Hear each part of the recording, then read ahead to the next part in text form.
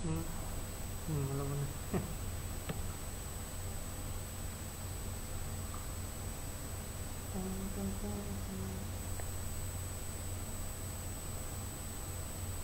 So, ayun, good morning nga sa inyong dalawa and sa mga manonood nito kung sakali.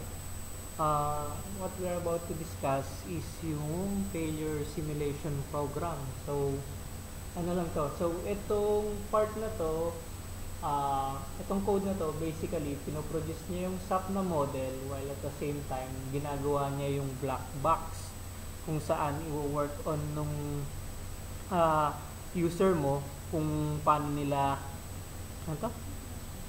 Kung paano i-perform yung mismong failure simulation. So, ito yung itsura niya dun sa folder. So, yung folder niya, tingnan natin dito. So, ito, parang consists of the following. So, yung code mo. So, yung main.c tapos yung main.exe. So, ito yung nagpo-produce nung SAP model mo. So, ito yung SAP model mo, yung SAP 2000.s2k. Then, the same time, parang before mo siya i-run, ay, nandito rin pala yung input file. So, sa input file, i-flash ko lang ang input. So, sa input file natin, ito yung itsura niya. So, lagay mo lang yung height, length, width. So, ito yung sa ating building stock geometry. So, lang naman to tentative. So, roof angle, eaves long, eaves short, purlin spacing, fastener spacing, roof thickness, ito second story height, then second story height din to, then wall brace. Same lang. Oo. Parang kasi supposedly pag-iwalay pa na may mga cases na mas mahaba yung column. So mag-extend pa hanggang sa baba. Pero hindi ko na mag-extend pa hanggang sa baba yung wooden na column. For example, yung wooden na column. Pero yung walls nandun lang hanggang second story lang. Pero si wooden column bababa pa sa hanggang first story. Nga lang, so far hindi ko na lang din-develop yung code na yon. So technically equal lang dapat yung dalawa. Then nominal na truss spacing. So ito ko ay manggagaling dun sa ating lookup table for failure simulation. Meters lahat to with the exception nung 15.33 which is in degrees. Then kung babalikan natin after nun, kaya ginawa natin yung lookup table nung sa yung table on which kukunin nyo yung mga CP values, download nyo na lang, then ilagay nyo mismo dun sa folder kung nasan yung main.exe. Kasi apart dun sa input.txt, babasahin din niya yung following. So kung meron kang walls, so kailangan mag-ilagay mo rin yung yung mga text files containing yung CP values for area. Ito yung so tapat na to. So kung ano yung sequence niya. So sa area 1, alam na parang na-produce sa ANSYS, ginawa yung user generated surface and extract yung average CP value, then nilagay nga dito. So consistent to sa SAP model. So kung sa area 1 yung extract kay ANSYS, yun din yung ibabato niya kay SAP model mo. Same din dun sa probe. Kaya lang, may additional provision lang kasi, di ba, for example, yung nasa eaves na section. So, meron kang wind pressure sa taas, tapos meron kang wind pressure sa baba. So, kung ipaprocess ngayon yung program on which, alam niya dito kung ano yung mga points, probe points kung saan meron parang isang fastener tapos dalawa yung probe points siya representing nasa taas tapos representing nasa baba. So ang gagawin ni program after niyang i-run, ipaprocess niya pa kukunin niya yung net CP values ng mga fasteners. So ito yung mga after ma-run yung program, bukod nga sa SAP model, bukod doon pala magpo-produce ng following. So yung area.csv, dito yung magiging black box ng computation ng surface pressure for your wall panels.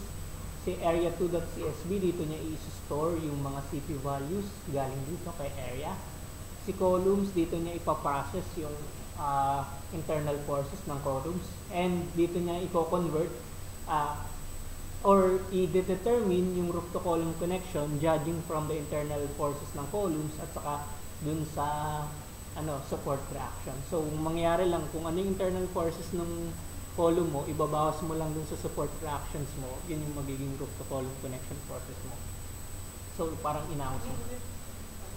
Kung ano yung, di ba, meron ka ng technically lahat ng forces i-resist ng supports, pero gusto mo lang distinguish lang yung sa roof system lang, so sa roof to column connection. So, para maiawas yun, ibawas mo lang internal forces, overall internal forces na naranasan ng column. Ibawas mo din sa support reactions, madedetermine mo ngayon kung ano yung... Ano pa yung support reaction? So, di ba, walls. Pag mayroon kang walls, nakapin yung wall. So, merong reaction yung... may pin support. So, sa pin support ng walls mo, merong reaction doon.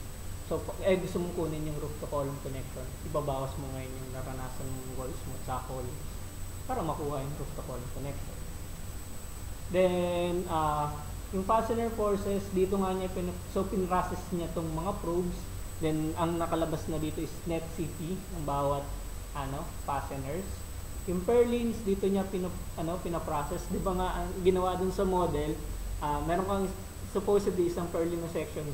Pero since meron kang mga fastener doon, na hati pa siya into certain frames. So, dito niya bubuuin, i-evaluate niya kung ano yung yung moment, maximum, yung mga moments na nararanasan, maximum moments, dito mo rin madedetermine ngayon yung flexural stress on which i-compare mo nga doon sa capacity niya, doon mo ma-evaluate for purlin failure, and at the same time yung fastener, yung purlin connections mo, ina-evaluate din yung forces, madedetermine mo din yung purlin connection forces. And kung compare mo nga doon sa capacity, madedetermine mo din kung nag-fail yung fastener na yun. While at the same time, parang pinapasa din niya yung damage galing dun sa truss. Alam mo, yung truss na nagsusupport sa kanya nasira. So, sasabihin ngayon dun sa purlin na dapat sira ka na kasi wala nang nagsusupport sa'yo. Speaking of truss, so dito sa truss.csv, parang sinasabi, dito lang niya ini-indicate kung anong mga purlins yung nakakonect on certain trusses.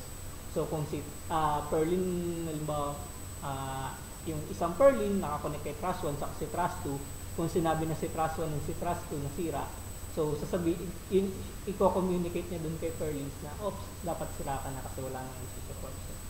Then yung supports, dito ina-evaluate yung support reaction, so dito naka-indicate yung mga nodes.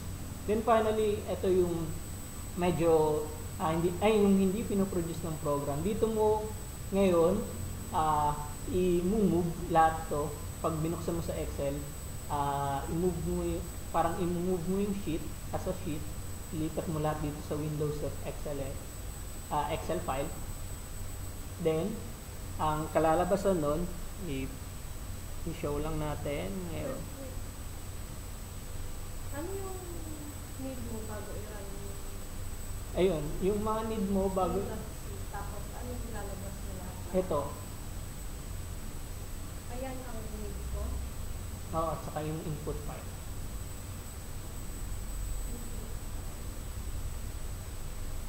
Okay. Tapos yung mga CSV. Si program na nagpo-produce. Except kay Windows. Okay. Tapos, si 0 degree, ibang program mo gumagawa mo. Parang hiniwalay na niya na merong for 0 degrees, merong for 15 degrees. I mean, di ba sabi mo, kailangan yan bago Oo. mo May CP extraction. Sino or Na-cover. ma-determine yung location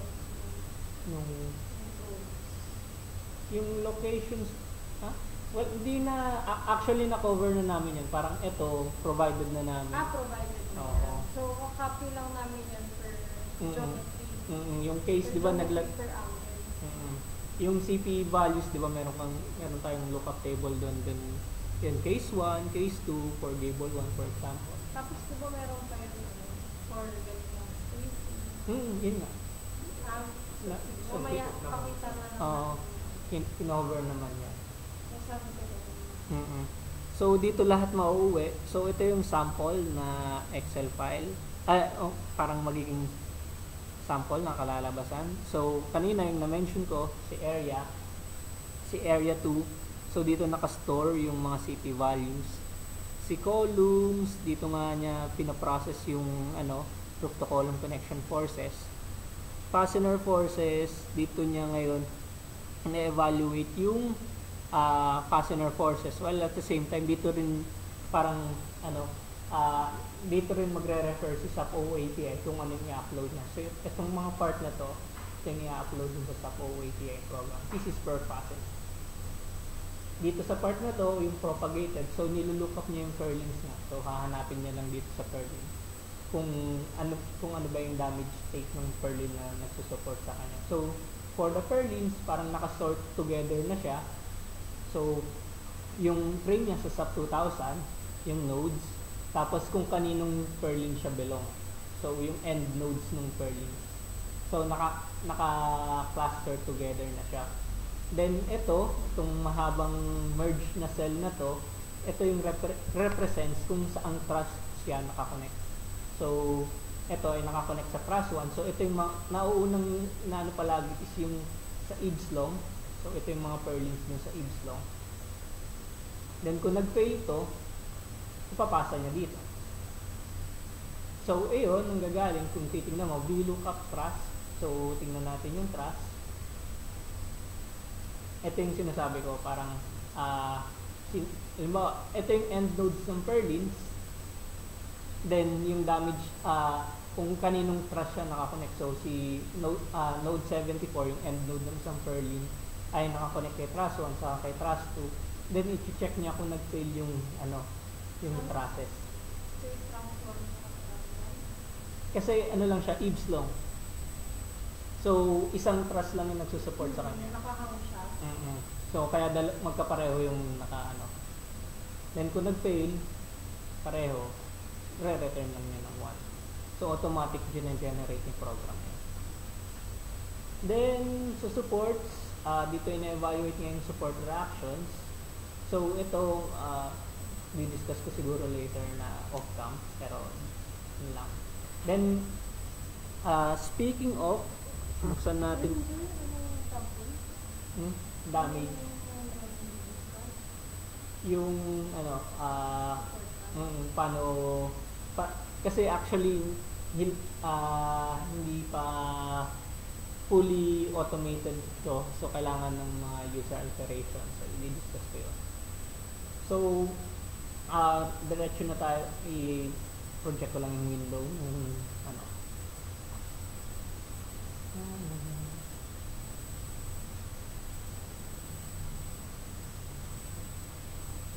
So, ito, apart from yung mga CSV files kanina,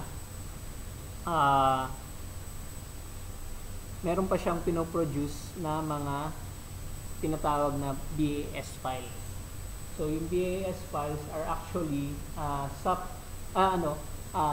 Visual Basic na code, na automated na yung generation niya, on which, parang, alimbawa, kung meron kang certain amount of fasteners, kaya na niyang i-process automatic na walang issues na mangyari. So, for example, hindi sa program, sinabi niya na 500 fasteners, pero in reality, 300 na. So, malilito siya sa processing. So, for the sake of consistency, and less yung user na inputs na gagawin mo, kaya kinailangan itong mga to. So, step 1 to step 5, so i-discuss ko. Ito pala yung nag-enjoy ako na natutunan recently. So, step 1 fastener, ang ginagawa lang niya, kung remember yung CSV file, kung bubuksan mo siya sa notepad, ano ba yung CSV file? Comma separated values. So, kung gusto mong maglagay ng halimbawa sa cell ng mga functions involving comma, hindi niya i-read. So, ito si VBA yung nagko-cover nun. So, halimbawa, gusto mong maglagay ng if statement. If yung certain cell has a certain value, then yung value if it's true, then value if it's false. Pero dahil may comma, except comma in between, hindi babasahin yung CSV file yun. So, paghihiwalay niya na cell. So, para ma-cover yun, kailangan dito sa VBA gawin. So, ito yung syntax so, itong mga part na to is automatically generated na. Step 2, for the purlins,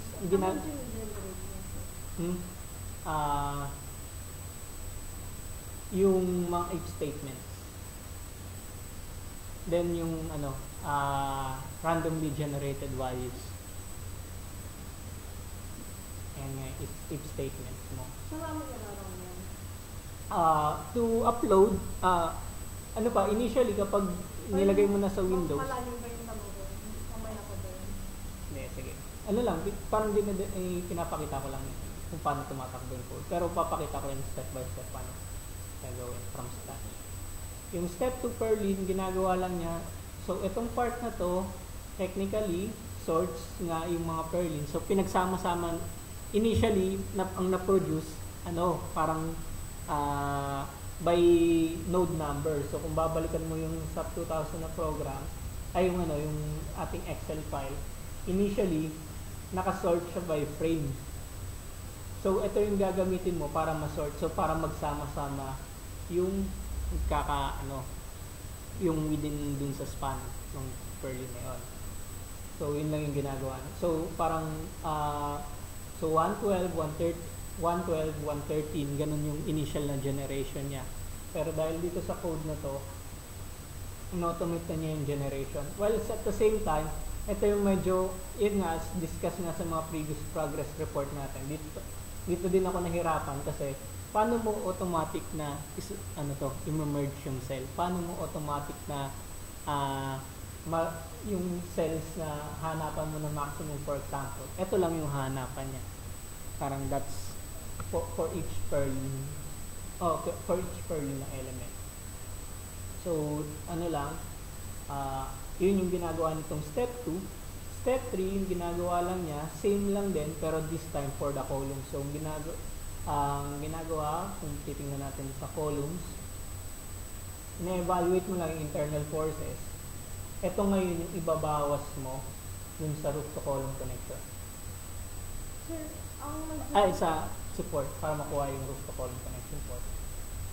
So, diba, ano yung kinuha mo yung maximum? Tama ba, kinuha mo yung maximum sa nodes? Tapos, yung number of nodes mo ay determined ng number of customers sa page. Tapos, Consistent din sa program kung paano niya pinroduce. Ganun niya, yung sa column naman, yung number of frames naman. Number of frames.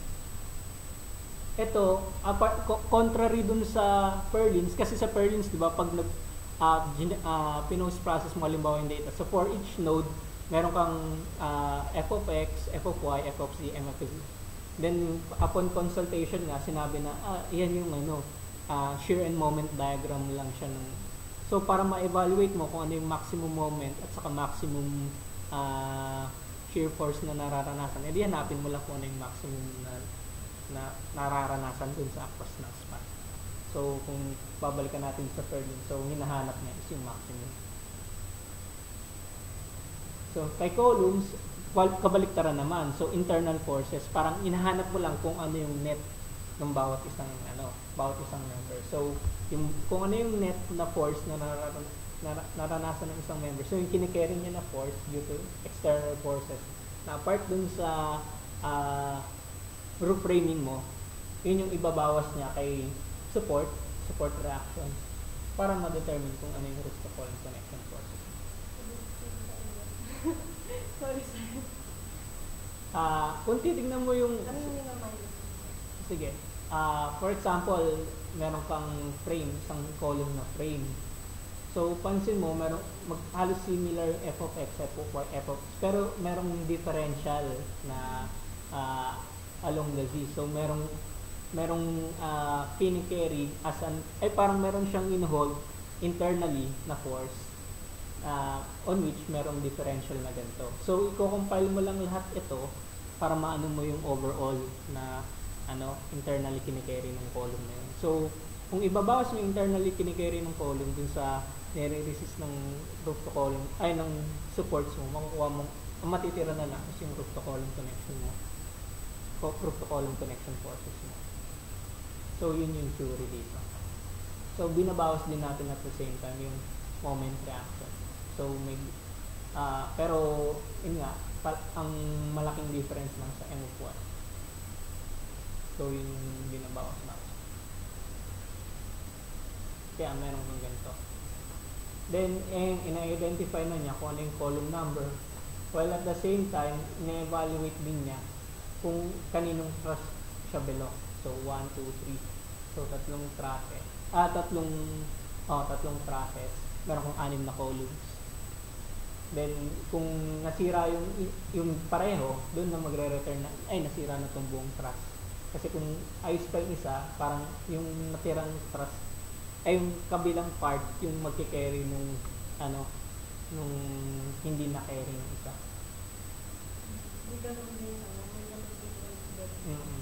So, kailangan both para masabi mo na nag-fail yung truss mo.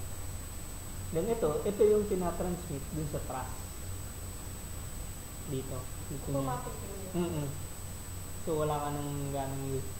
Ang mga user inputs mo na lang, itong window, sabi ko nga, ito yung mga window panels mo, in-extract mo, din dito mo siya ilalagay. Then, dito na rin niya hinahanap kung ano yung na-select na CP value, ina-evaluate yung average pressure. So, yung CP values, anong location mo din sa Ikaw yung magde-determine. Determine mo na yung location ng window. Ano yung location ng probe points mo? Hindi na probe points to. User surface na to. So, yung area na yung ina-evaluate niya. Tapos kukunin niya kung ano yung average CP mo. Meron din na. Then, ipoprovide mo na lang dito kung ano yung area ng window panel mo. Then, yun nga, ito yung average, parang kung ano yung average pressure. So, i-compare mo din sa capacity niya. Then, kung lumagpas siya sa capacity, yun magre-return. Okay. Then, bibilangin na lang. 1 or 2? 0. So, absolute value, either positive or negative. Yun, okay. Kasi ganyan din sa fastener. Diba sa fastener parang iba yung fastener tsaka negative? Ano lang, positive lang. So, yun yung i-re-retoke nyo rito na sabihin na parang solely positive lang. So, ito yung solely positive. Yung paila lang, pull out lang. Pang pull out lang. So, kung nagpo-push naman siya pababa, edi walang chance na mag-pull out, diba? So, ito yung retoke na sinasabi na kailangan yung gawin. Parang lang, kahit isang cell lang, then end mo lang yung cell, tapos click mo lang, double click mo lang itong part na to para mag-extend yung in-apply mo na formula. Then yung propagated nga, so sa purlins, inahanap niya din kay purlins na sheet. So kung babalikan mo yung purlins na sheet, apart dun sa evaluation kung nag-fail or hindi, itong part na to. So, ito yung pinapasa niyo din kay fastener forces. So, kung titignan niyo dito, so technically, itong mga nodes na to, is yung mga fastener location, fastener nodes mo. So, pwede niyo ma-look up dito. Ito yung damage statement. So, kailangan fail ka. Then, yung area of roof sheet damage, dito, parang conservative lang na tributary area lang muna yung per tributary area. So, kung nasira yung roof fastener mo doon, kung ano yung tributary area na nag-carry na, yun yung nag-fail lang. Yung part. Pero, pwede mong, pinatigil na ako dito, pero gusto ko rin sanang gawin na ma-identify kung kaninong group sheet ito belong. So, halimbawa, kung meron kang dalawang fastener na nag-fail, hindi, sa criteria ni Ma'am Tan, nag-fail na yung buong group sheet. So, natanggal na yun. So, it's possible yun dito. Pero so far, dito lang muna daw tayo makontento. So, okay. For the area, parang ganun din yung ano niya, yung setup niya, same with fastener forces. So, dito na nakalagay yung mga CP values. Then, yung parang meron, kinumpute na yung area. Pero ito, actually, kailangan mong i-re-evaluate. Tuturo kung paano i-re-evaluate. Then, kung ano yung naselect mo na, halimbawa, 90 degrees yung roof, wind angle mo, yung angle of approach. So, ito yung mga babasahin niya na values. So, ito yung formula. So, automatic na rin yung ginagawa yan. Then, ina-evaluate niya yung average CP. Then, yung yung randomly generated value ng wall panel capacity mo. Compare mo lang side by side. Hindi naman nag-exceed, pwede hindi siya nag-fail. Pero pag nag-exceed siya, ito-fail siya. Pero, meron pang additional na part. Ito. So, ito, actually, yung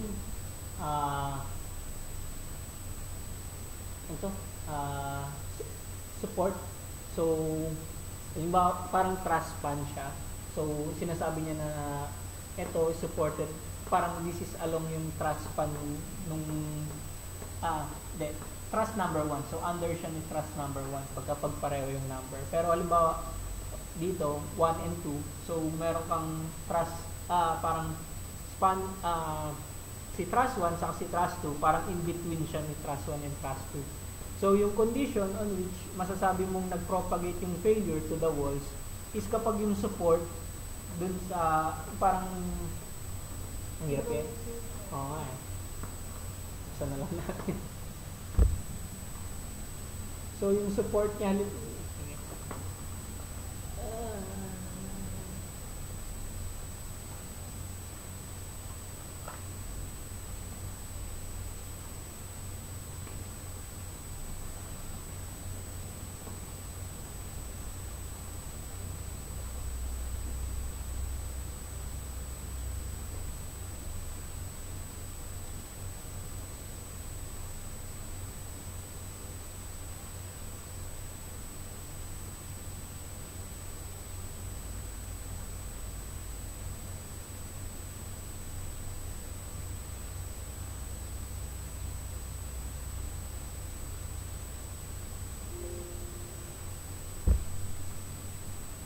so, halimbawa, nag-fail na yung support dito, saka support dito.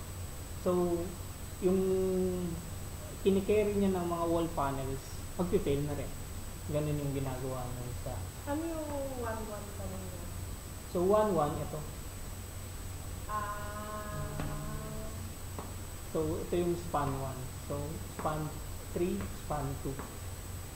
So, 1-1, tapos 1-2. Diba? 1-1, tapos nakita yung 3-3.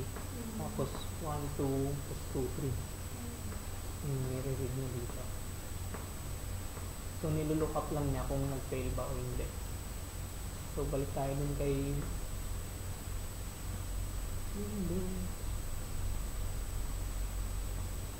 sa part na to. So, nag-discuss pala tayo.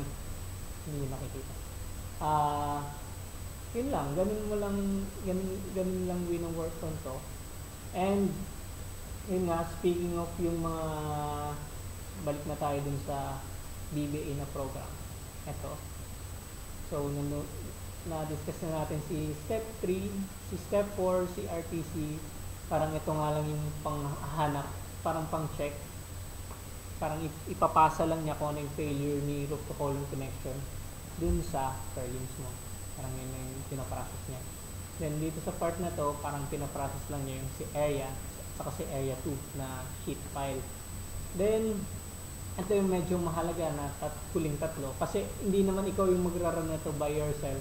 Ang magra-run nito si step 6. Si step 6, ang gagawin lang niya, i-call lang niya yung bawat sheet. Bubuksan lang niya yung bawat sheet. So, for fastener forces, i-run lang niya si step 1. Yun yung command na sinisend. Kay purlins na sheet, nararan niya si purlins. Then, after nun, actually hindi nga, ito yung final na program. So, after nun, ang gagawin niya, after maran, halimbawa si step 3 kay columns, si step 4 kay trusses, si step 5 kay area, gagawa siya ng panibagong sheet, ininame niya na damage, then eventually, gagawin niya to. Yung kung saan ka mag-work on. Then, after nun, ipo-provide mo yung CCF values mo dito sa part na to. So, this is for fastener, roof sheet, purlins, roof to column connection. Tapos dito mo rin ipo-provide yung capacities. Then, yung purlin section mo, kung gusto mo mag-check ng biaxial bending. So, yung moment of inertia along Z, moment of inertia along Y, then yung maximum distance ng fiber along Y, maximum distance ng fiber along Z. Then, kung gusto mo rin, isama mo na yung, kung gusto mo i-count yung sa dead load, isama mo na yung fastener, yung weight ng fastener, at saka yung weight ng roof sheet.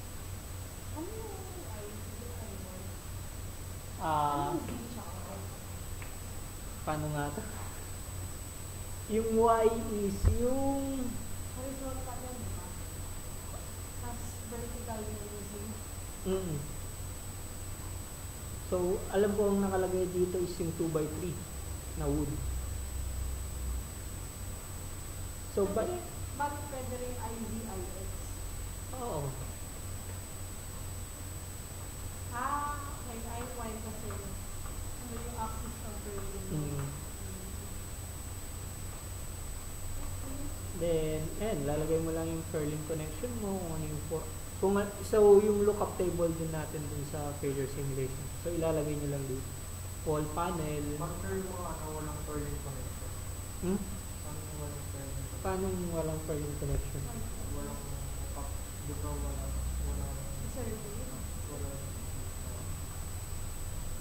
Paano wala sa sheet? Hindi, yun nga, hindi mo isa-simulate mo. Kaya nga pina-finalize yung testing na pinagawa sa atin ng Friday. Kasi yun yung ilalagay natin dito. Then, ang naman, kung wala to, edi hindi mo isa-simulate. Paano kung ilalagay? Ano ilalagay dyan? Gawin mo lang sobrang rigid. Kaasa mo lang ng to. So, hindi siya magde-design for fail. Hindi niya never ma-exceed mo yung After the connection, purlin to process.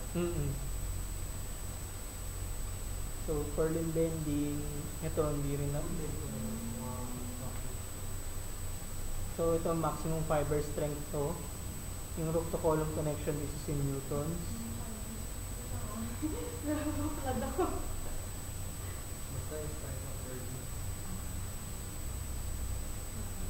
Then, ito is yung pressure. So, in pascals to. Yung windows is in pascals.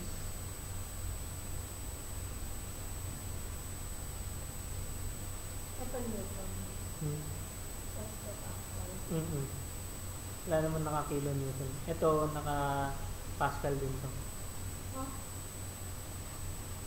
Megapascal. Megapascal, di ba? KSI. Ano ba yung KSI? Pressure yun.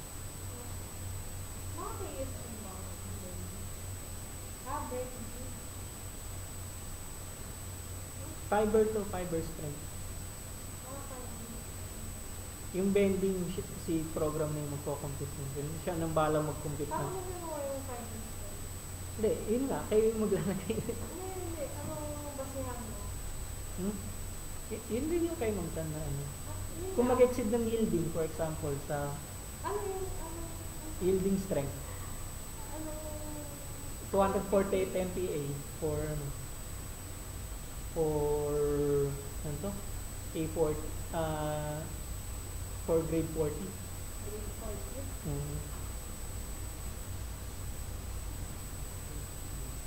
So, ilalagay mo yung 248. Yun ba? Yun. 248. So, megapascal. So, magdadagdag ka ng 6 na 0.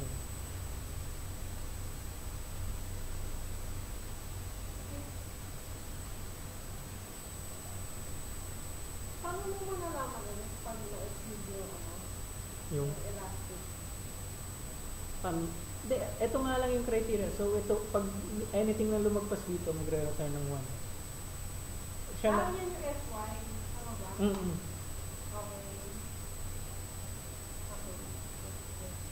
Then, automatic na yung compute as long as ibigay mo ito.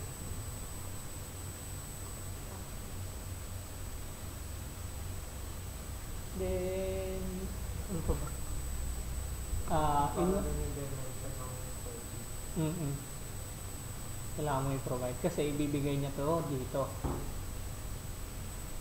Ano sir? Bibigay niya rin dito. Pero paano yung mga pwedeng na boundary? Pag-ibig. Pwede mo rin naman makumpito na ganyan. Yung mga naman. Then, as long as ma-provide mo to. By actual bending naman ang kinokonsidera dito. So, meron ka na dito, tapos meron ka, inihingi lang din niya yung Ano mismo ano? Sorry SYSG. yun na. Over. Para madaling, so, ano lang siya, MY, MY over SY plus MY. tas MZ over SZ. MY. Over Over. XY.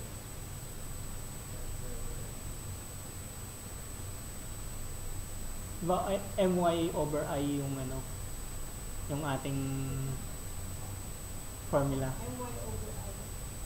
So, I over Y yung pinakompute.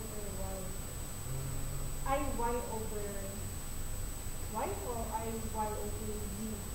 Hindi ba no I Y over Z? Hindi. Ito nilook up ko na rin to. Talagang pang notation niya dapat pag Y dito, yung fiber dito yung chine-check mo. Parang pag sinabi mong IY, yung ato? Pag sinabi mong IY dito, yung vertical yung H mo, yung wait, kaya Di ba I Y to? I Z to? Along this axis. kaya ano bang orientation? Ang vertical mo is Z, Y mo is yung So, ang I Z mo is along this, relative to this axis, diba? Tapos ang distance mo, wait, kaya yung horizontal distance.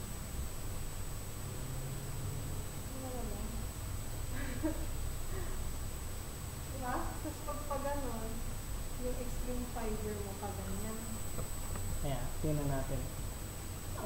Alam ko ang ina-accommodate mo is so MZ over SZ. So parang si SZ mo is Y saka si IZ mo.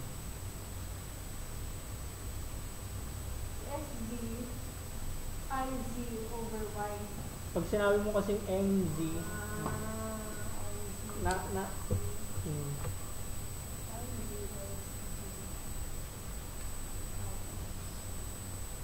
yung distance ng so yung axis mo kasi yung neutral axis mo is Z pero yung perpendicular mo is Y. Tapos ang equivalent nun, si S. Z. Hindi ko na kasi ano yung SZ. Kalimutan ko na nun nasan yung section modulus. So, Kasi yun lang yung MZ, nilulong. Si MZ, sorry, natanda na tayo.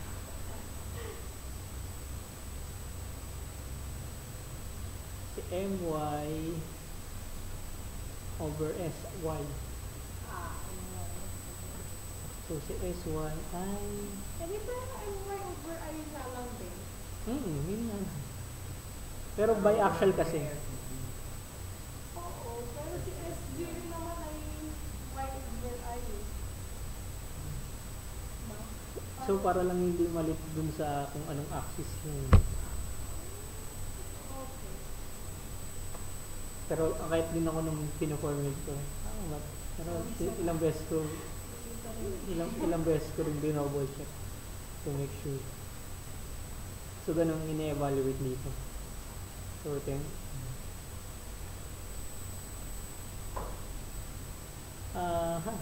then nasaan ba tayo? So, damage. Ginagawa lang dito, itong part lang na ito yung mahalaga. So, ito yung pinoproduce ni step 6. Titignan mo dito, itong part na ito yung mahalaga. Dito, nag-update yung wind speed sa yung angle. So, kung nagbago to, ipapasa lang niya kay area, ipapasa lang din niya kay passenger forces. Naka-look up na siya. Then, ito, nare-return lang ngayon yung passenger forces kung ano yung damage ratio for passengers, damage ratio for troop sheets, damage ratio for purlins, etc. etc.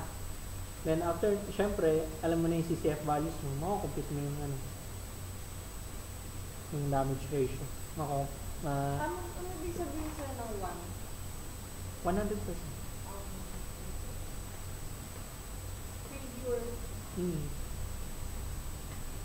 Then, ito ay galing sa ASUS. Damage state. Kino-compute na rin yan. Tapos overall damage state. So, maximum lang.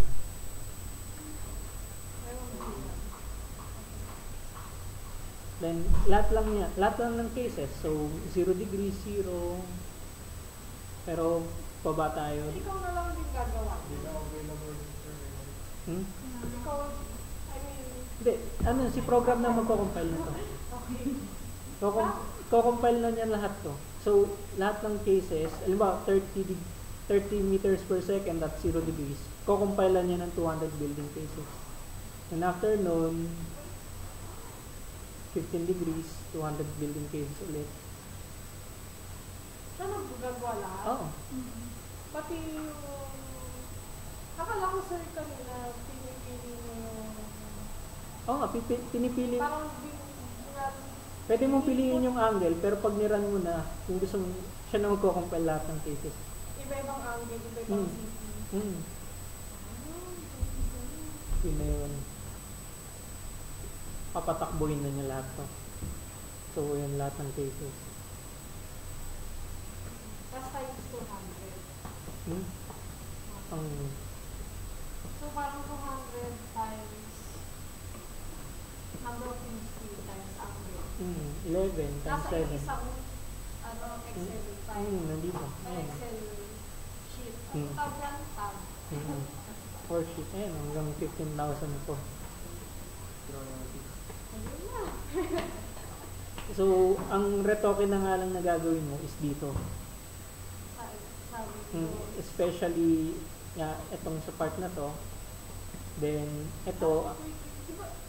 Hindi, pinapa-update ko to. Ito yung hindi pa nasulat sa program. Admittedly. Ano yan? Ito kung ano yung CP value. So, kung positive Ano siya, yung CP value? na na-select, Okay. itong mahaba na to, multiplied by the tributary area, multiplied by the density, times 0.5, tapos V squared. So, passenger force.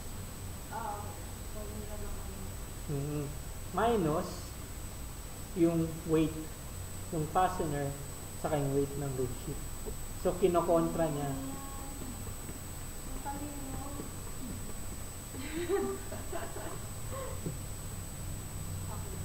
Yun yung ano. So, ito yung side by side mong kino-compare. So, ito, pwede mong convert to log normal na distribution function. So, ito, kailangan i-retoke pa so far. Pero sa monoslope, na-cover ko na yun, na automatic na rin yung ginagawa. Yung, itong part na, itong dalawang ito. Pati yung pag, halimbawa, kung gusto mong gawing log normal, kumbaga naiwan lang yan na itadrag mo lang yan. Balik tayo dun sa damage. Dun sa monoslope, Sorry. Anong tab yun? passenger forces. Okay. Sa damage, actually, for monoslope, covered na tong part na to. So, pwede mong ilagay na log normal, then automatic kanyang i-implement na log normal distribution yung, ano, yung randomly generated values. Sa wall panels din, ganun din. Ito kasi, napag-iwanan ko na dahil, i-develop ko na yung monoslet. Doon ko na ginawa. Paano pala sir, kami sa testing? Na, Paano namin nakabit malalaman yung distribution? inverse pala. So, kung titingnan natin dito sa curves, ganito lang to. Ganito lang siya. Kung meron kami capacities, anong namin yung pattern? Kasi Yung- limited yung namin. Sige, bukas tayo ng sheet. Sample. So, meron kang capacities, halimbawa 2.6, 2.7, tapos sa ganyan, 3,200. Tapos meron ginagawa niyo minsan or ginawa ni Philip, parang nag-apply siya ng bin. So, kung anong interval nag-fall, Frequency. frequency. So, meron kang given na frequency. Ito, 3 cases. Yun nga sir. 3 cases. Sige. Yan, pero walang, ang yung mag-conclude ng Ang sinasabi ko kay Philip, kapag dalawa yung naging press mo, kailangan mo mag-sample. hindi. May isa lang naman na press. Pag isang press lang, okay na yun. Anong range mo ng beam? 100. 100 Newton. 100 Newton. Wala kang reference to anything. Wala. Discrete kasi. Wala. Oo nga. Hindi, di ba, Parang pwede kasi mag-refer sa standard deviation Pwede, or something. Kasi kapag by hundreds, magiging one sample Pwede naman. Pwede. Pwede naman. Pwede mo na ma-convert ka na doon. Wala akong Parang halimbawa, meron kang 2.6, 2.7. Halimbawa, yung 5 samples na yan. Ano lang naman, gagawin mo lang naman dyan. Kunin mo yung mean. 5 to 7. Average na to. Tapos kunin mo yung makukuha mo naman yung standard deviation by Pwede mo mag-direct ang standard. hmm? Pwede mo mag-direct ang standard.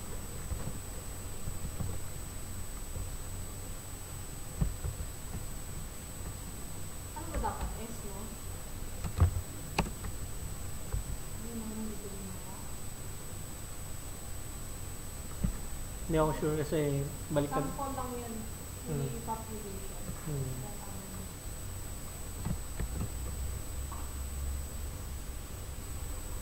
BC, si Gia. So yan, yung standard. So meaning saka standard deviation ka na. Pero kung gusto mong gawing log norm, pero kung gusto mong ma-check yung goodness of fit, kailangan magganto. Frequency. Frequency analysis. Tapos, alimbawa yan, kunin mo yung sum. Tapos makukuha mo ngayon yung frequency.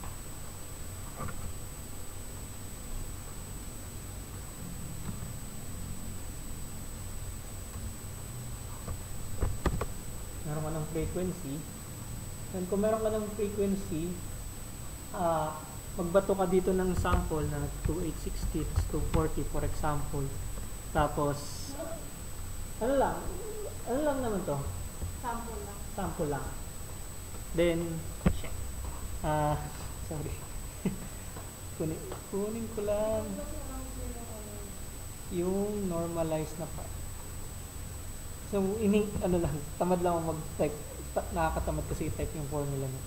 Kaya kinuha ko na. So, this is for log, normalized na log normal distribution. Yun pala ng reference ko. Wait, ang reference ko pa ba sa yung average and standard rate? Hindi. Ano lang to? Parang initial guess value mo. Mag-update to.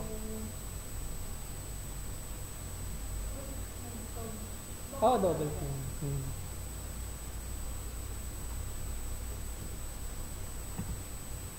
Ano to? Hindi ko alam yun.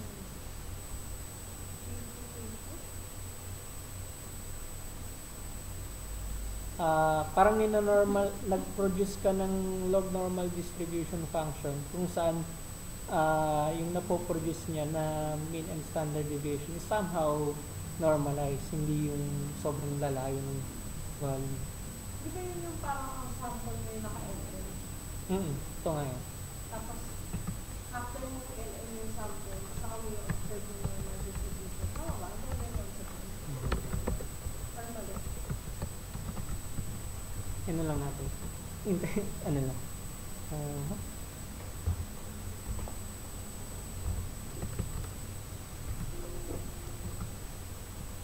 Stand corrected. Tapos kunin mo lang yung residual.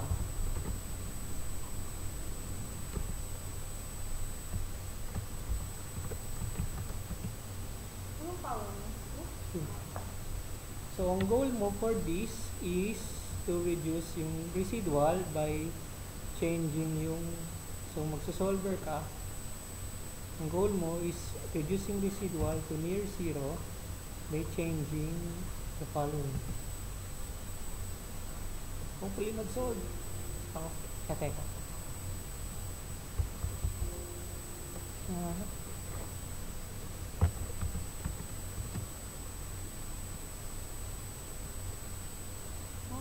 Nangyari. Pwede mo lang siguro. Nag-zero.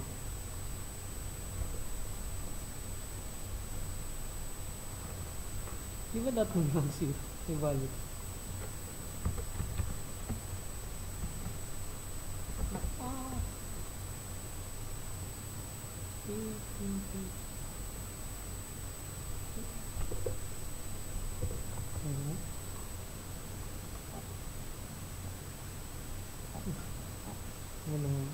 Options.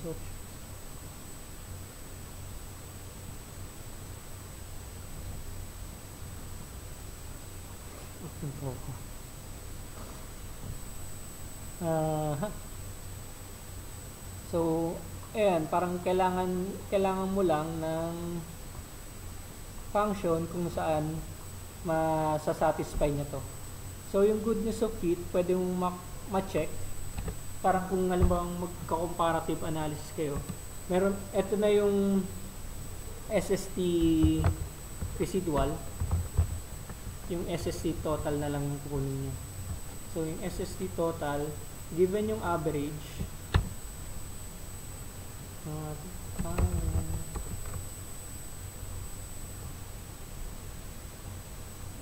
average.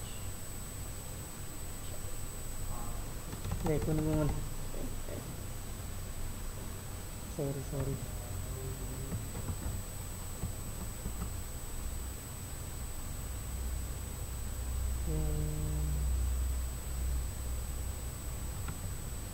lang pala, yung Berlin na bending strength.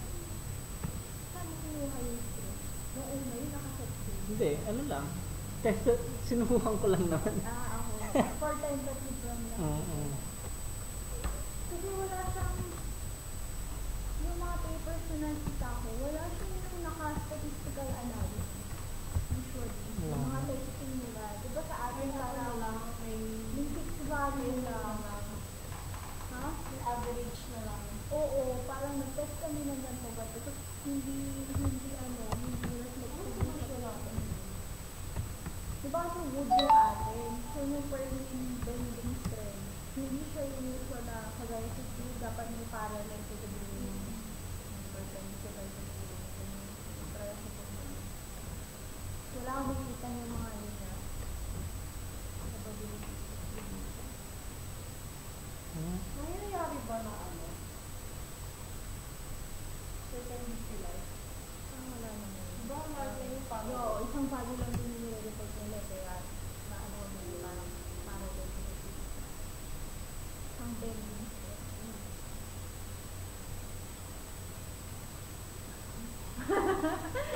Okay. Kasi walang probability. Kaya. Ayan.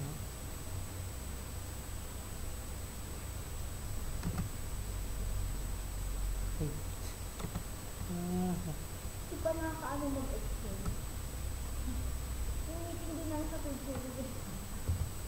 Ako naka-share screen ako. Hirap na hirap ako pumunta sa So, ito yung nag-fit na distribution function. Pero, mali ata yung ano nga. Pero as long as, yun nga, dito mo ma-evaluate. So, ito yung residual values mo. Ang role mo, meron kang guess value dito. Mag-fit ka ng, parang mag-fit ka ng function. Using this. ano pa? Ito yung sa log normal.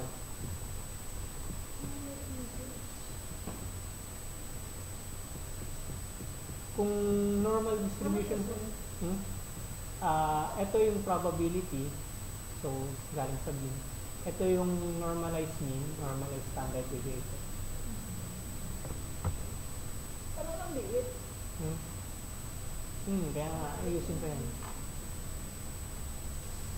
So, ano pala, apart from sa program, apart dito, sa pagko-compile nito, kino-compile na rin niya into your vulnerability curve. Lakas naman. Agad. Diretso. Then, ano nga, sabi ni Sir Han, why not subukan mo na mag-fit agad ng CDF function? Yung curves mo mismo, parang magpo-produce ng mean and standard deviation. Kasi yun yung input, yun yung parameters ng curve mo. At the same time din pala, kino-compile niya dito yung fragility curve mo. Automatic na rin ito. So, ang gagawin na lang talaga is ayusin to, itong mga part na to. And, i-provide yung mga capacities ng mga cut muna natin